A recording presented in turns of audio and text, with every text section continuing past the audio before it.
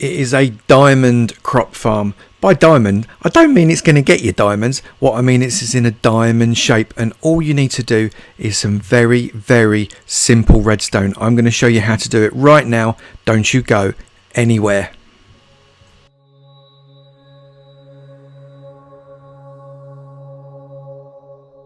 Good morning, good afternoon, good evening and good night, depending on what time you're watching this next episode from me, Avomance, in my farm tutorial series. You can see in the background we've got a load of farms, and there's the cocoa bean farm that we did the other day. But today we're going to do something that is kind of an upgrade or a movement past one of the first farms we did, which was the crop farm.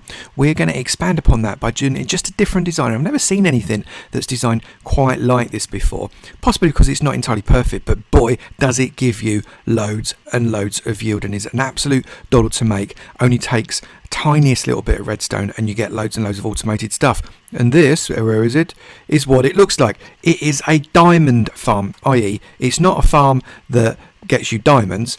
It is a farm in the shape of a diamond. It looks quite nice. You can stick it anywhere you want, and you can actually make it as big as you want. I've only got 2 tiers, but you could have 3 tiers, you could have 4 tiers, you could have loads of tiers, because you can just keep going and going and going. And the bigger you make it, the more crops you get. But remember, you have, of course, got the problem of having to sow the crops, because at the moment Minecraft won't allow you to do that automatically. Shall we crack on with it? I think we shall.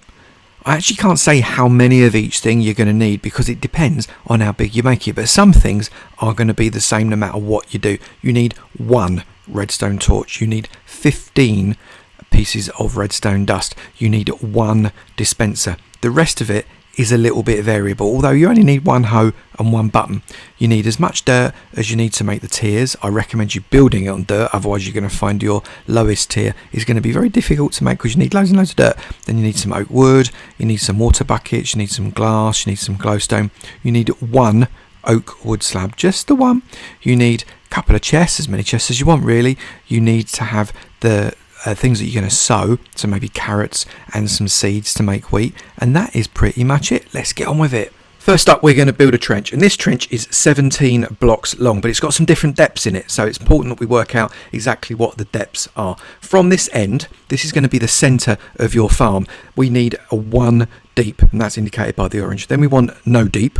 Then we want 1, 2, 3, 4, 1 deep. Then we want 10 2 deep, and they're blue. Don't have to be blue, I've just made them blue so you can see it easy. And then you want 1 more 1 deep, which is indicated by the orange. So you can see up here, where it is 1 deep it is orange, where it is 2 deep it is blue. The blue is 10 and the orange is the rest, apart from that one, making it 17 long. This one has to be 15. If it goes longer than 15, you've got all kinds of problems. And then what we're going to do is just put in the really, really simple redstone by sticking a torch there, and we're just going to get redstone across the entirety of the rest of this, including the 2 deep bit, all the way along. And this is why 15 is important, because if it was 16, the redstone signal wouldn't go from there all the way to here, because redstone only goes 15, and you'd have to put a repeater in. And whilst that's fine, if you wanted to make a bigger farm, you'd want to put a repeater into that line. That's absolutely fine. But for me, at the moment, I only want to do a redstone line to save me having to craft that repeater. So that is the first stage. Next stage, pretty simple. We're going to put a dispenser on top of the redstone torch just there, and the dispenser's bum is poking upwards, so it's going to dispense upwards. That bit is quite important. Then we're going to get some dirt. And the dirt we're going to get is going to come out from that centre one. So that centre one being 1, 2, 3, 4, 5, 6 and 7. And you should find that overlaps the 1 deep trench by 1. You can see there, rather than by 2, or adds to the end of it. It is 1 deep. Then you've got 1 more dirt. Hope that makes sense. So then we've got another 6 coming out this way. Another 6 coming out this way. Not that way. This way. 2, 3, 4, 5 and 6, and then another 6 this way. 1, 2, 3, 4, 5 and 6. So that is the top platform. You can see it is a cross. Then what we're going to do, using this as a point, we're going to build a diagonal all the way across like that, and again in this direction, again in this direction. Have I done 1, 2? Not enough. 1, 2, 3, 4, 5. That's why 6. There we go. And there. So you've got yourself a kind of a diamond shape. And then fill in the gaps. Just completely fill in the gaps, and it's important that you're doing this with dirt because this is what we're going to grow stuff in a minute, and it's no good if you do it out of stone because generally speaking stuff don't grow in stone very well. So we're filling that in, and this is our top platform.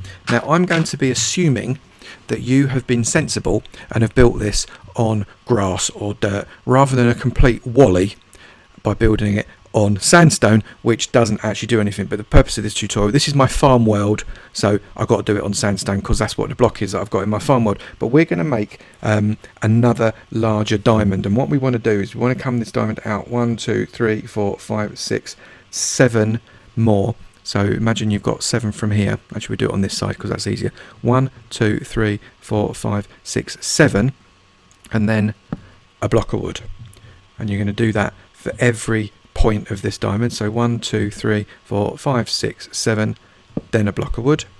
Over here, 1, 2, 3, 4, 5, 6, 7, block of wood, and exactly the same here. But remember, you've got a trench here, so it's 1, 2, 3, 4, 5, 6, 7. So this one here is going to be your block of wood. So I just come under here so as I can have it so as it's the right way around, otherwise I'll get upset. There we go, so let's get rid of those. So that's your blocks of wood right there. So hopefully you've got a nice diamond that if you were to join it up, going in a diamond shape all the way along, you will find they join up, and then all you've got to do is complete that diamond. So you've got a nice diamond there. I just need to transform that horrible sandstone that's in the middle into dirt, exactly like that. So now we've got a completely dirty farm, i.e. there's lots of dirt. I don't mean that it's dirty, it's got lots of dirt on it, so I suppose by definition it is kind of dirty. Let's fill in the trench because we don't need the trench to be open anymore, exactly like that. So now we know this is the front because we've got the bit sticking out at the front, and this is the center. So now what we're going to do is we're going to start to put some water buckets in, and you're going to need just a few water buckets. So come to the end, at any point, doesn't matter which point, I know you want to come in 2. And what we're going to do is we're going to stick a water bucket in there, and then go to the next end. 2 in from the end is there, 2 in from the end is there, and then the same all the way around, and then up to the last corner like that. And oh, we got one more over there, look, so let's get that one there. Now the reason you need this water is because if you start using water or hiding the water underneath the first block of dirt, which is what we're going to do, you're going to find you don't hydrate all the way to the edges, and that's what nobody wants. Then come to the middle, which is 5 from both ends, quite handy. Look, 1, 2, 3, 4, 5, and it's the same at the other end. Take away that one, stick another water one in, then come to the middle of this one, take away that one, stick another water in, come to the middle of this one, take away that one, stick another water in, come to the middle of this one, take away that one, and stick another water in. So you can see you get quite decent amount of water into the outer edges there. Now what you want to do is you want to get these end bits hydrated as well. So we're going to stick 1 in there, 1 at the point of that, 1 at the point of that. We're not going to put 1 at the point of that because that's where the redstone is, and then 1 at the point of that as well. And then we're going to come in, not that point but this point, stick that in there, not that point but this point, stick that in. Oh, what have I done, silly man? Get that there like that. That should just retain that single bucket of water there, that's right. And then come in, not that point but that point. Have I done that right? Nope, I've not done that right because I am officially a wally. Let's get that one in like that, stick that one like that. So it's that one we are looking for there, and that one there. Then come around, that one there, and that one there, and that is our front, I believe. Yes, it is. And then we've just got that one there and that one there, so we should have it in all of the points apart from that last redstone point. So that is where all the hydration is going to come from, and above all of these ones in the middle you replace the dirt like that, and on the ones on the edge you've got a bit of a choice, and I think I'm just gonna do it ever so slightly differently because it's very hard to get it facing the right way up. You could tower up and build it upside down if you wanted to, but what I'm going to do is where we've got water, 1 to remind us where we've got water, and 2 just so as it looks a little bit more decorative, I'm going to put the logs so as they are facing the other way. And it just creates for a very slightly nicer texture, I think, for that particular wall. It stops it being quite so, I guess, formal and rigid. It just gives a little bit of a softer feel. I'll show you what I mean once we get to the top, and I'll show you from above. It doesn't matter which way the grain of the wood is facing, it's completely up to you. And there you go. So now you've got just a slightly softer looking triangle, or diamond, sorry, there, with the different bits of log being in that direction. So the next bit is you get your water bucket. This is your last water bucket, and you come to your dispenser and you shove it in, and that is us very nearly done. Now the next part is optional, but I would genuinely recommend it, because the trouble you've got is when you've got tilled soil, when you use a hoe on the soil, if you walk about on it and you have any kind of jump whatsoever, you can untill that soil and it completely messes up your ability to be able to farm on that spot. So what you want to come on is you want to come up there and up one and then across. And what that gives you is a 2 high gap. I'm just going to get rid of this one. That gives you a 2 high gap, which means that if you're jumping up and down, doesn't matter, you are a 2 high character, and as a result you can't jump up and down high enough to mess up that soil if it is tilled. So what you want to do is you want to get basically 2 high above the entirety of this front level. So if I come around here, I'm just using glass simply because I like the look of it. If you do anything else, it makes it very, very dark inside, and you want to just come 2 high across the entirety of your diamond. Come across, and across, and another one until you get to the end. If I just come, I've missed one there, look, until you get to the end of the inner bit. So if you can see, this is the inner bit here, and you want that to be 2 high as well. So that's got to be 2 high, which means you need the roof to be there. But it's no good if you've not got a gap to be able to get up. So around on these ones, you've got a bit of a gamble, because you need it to be 3 high. So 1, 2, 3, and then that top one becomes the roof like that. So let's get rid of those 2. So that is where you have to start your next level. So come in 1, that comes in like that, that comes in like that. You can then fill in those sides exactly like that. Same on this side, and you just carry on the roof just like that until you've got it completely covered on all sides, both levels. I'll be back when I've done that. So we've got a really nice glass roof that is across the entirety of the farm now. Obviously, if you did a 3-tier farm or a 4-tier farm, you can do as many tiers as you want, actually, as long as you keep it as 7 gaps between each tier. So obviously you got 1, 2, 3, 4, 5, 6, 7 in terms of width. You could then go down another one and do another 7, another one, another 7. It would keep on working. You just obviously got to remember, you got to plant it up again.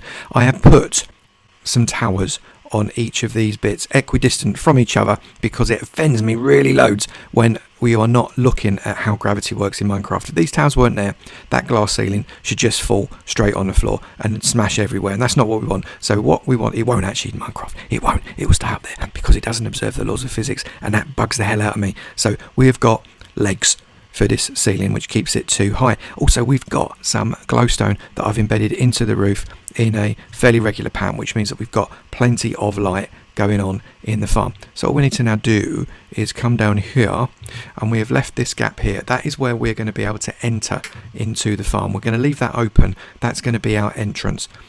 But what we've got to do first is we've got to put in the firing mechanism. So that firing mechanism is a slab. We've got a slab there because then it doesn't cut off that redstone there. If we were to use a block, I'll demonstrate. You see the redstone gets cut off, but we don't. We're going to use a slab.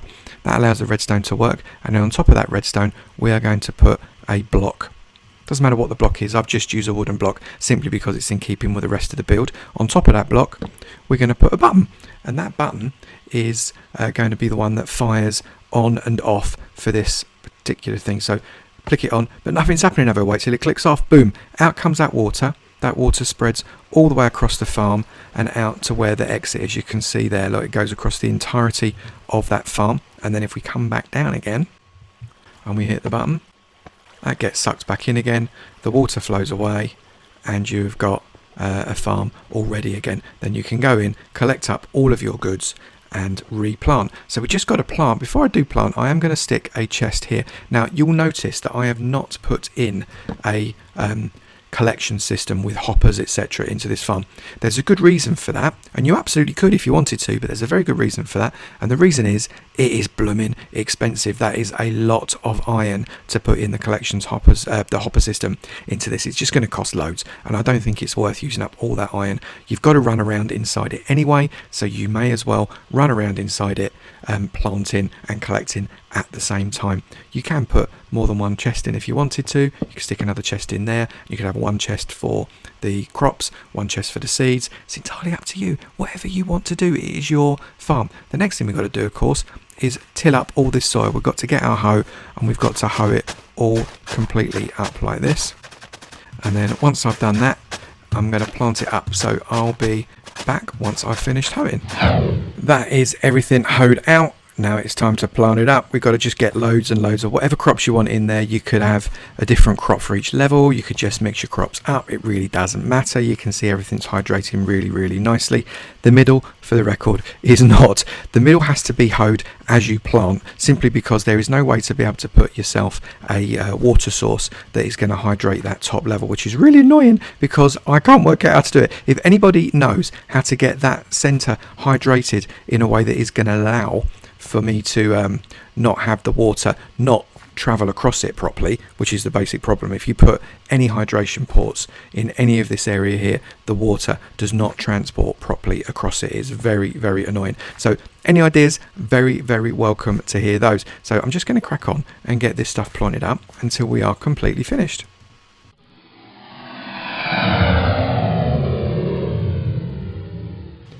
And now we've got it. We have got wheat on the top, we have got carrots on the bottom. If you have 3 tiers, you could have potatoes. You can do all sorts with it, really. You can do whatever you want. You can see, even though the top isn't hydrated, it is still growing. You can see we've got some sprouts going on there. So all we need to do is just get out of our farm, out this way, and we just need to wait for that stuff to grow.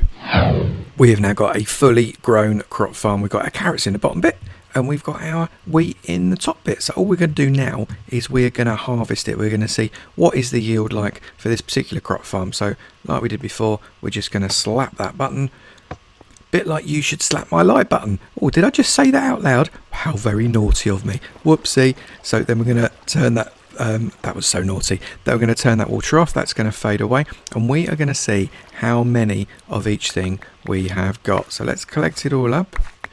You'll notice everything has been swept around to the edge. Nothing's in the middle, which is quite useful because it makes it dead easy for us to collect it all up. So let's get around there. Dooby-doo. We're collecting up our carrots and our wheat. We've got loads of seeds as well. Plenty to be able to plant ourselves back up again. All the way round to the other side. We have somehow got ourselves a naff bit just there, which is fine. We'll just sort that out. And in our inventory, we have ended up with loads. Look at that. Blimey, that is a lot as well. Let's just get this all in a relatively ordered fashion. We've got that there. We've got that there. We've got that there. Right, so we've ended up with 1, 2, 3, 4, 5, 6, 7, 8, 9, 10, 11. Very nearly 12 stacks of carrots. We've got 1, 2, 3 stacks of seeds. And what, nearly 2 stacks of wheat. That is not too shabby. We have had a very, very good time with that one, and if we were to plant it all up again, we would be in fairly significant profit. I'm really quite pleased with that. That is a dead good yield. I hope you've enjoyed this really simple but really, really effective crop farm, and you can remember, you can make this as many tiers as you want. I think 2 tiers is enough personally. It's a nice size, it's a nice shape, and you can get 2 different crops on it. Carrots and wheat tend to be the ones that everybody wants to play with, but if you want to make it bigger, you go for your life. It is completely expandable for you. If you've enjoyed it, please do make sure you slap that like button. It'd be great to know that you've enjoyed the video, and I'll keep making more farm videos for you. Also, if you haven't done it already, please do make sure you hit that subscribe button. It would be great to see you in my sub club, and I'll look forward to seeing you in another video. You take it easy now. Bye.